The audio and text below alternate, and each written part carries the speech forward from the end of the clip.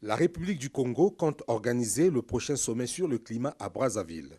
La question a été évoquée au cours de l'audience que le président de la République a accordée à la commissaire de l'économie rurale et agriculture de l'Union africaine, Josepha Léonel Correa Sacco.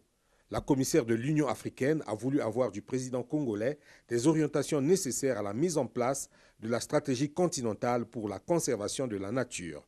Ceci dans le cadre de la politique de l'UA en la matière. Politique qui place l'Afrique centrale à travers le bassin du Congo au cœur de ses priorités. Tout d'abord, je suis venu prendre des orientations auprès de son Excellence, Monsieur le Président, parce que le président Sassou, c'est le coordinateur du bassin du Congo, et je voulais apprendre des orientations pour mettre en place une stratégie pour démarrer le développement du bassin du Congo.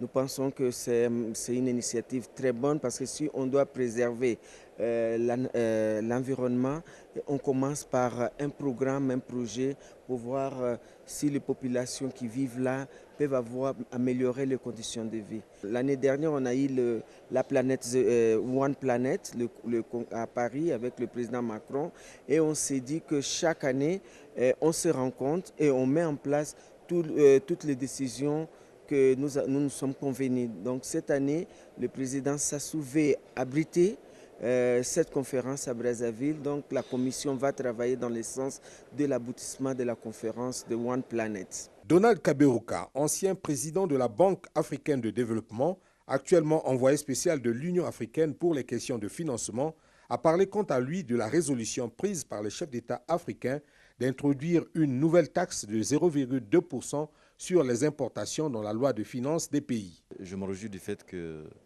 le Congo est parmi les pays pionniers déjà, parmi les 22 pays qui se sont mis en exécution. Je me réjouis du fait que le Congo est vraiment en avant-garde comme toujours pour appuyer les réformes de l'Union africaine dont l'Afrique a vraiment besoin aujourd'hui. Donc j'ai reçu les conseils de son Excellence, comment faire avancer ce projet et comment donc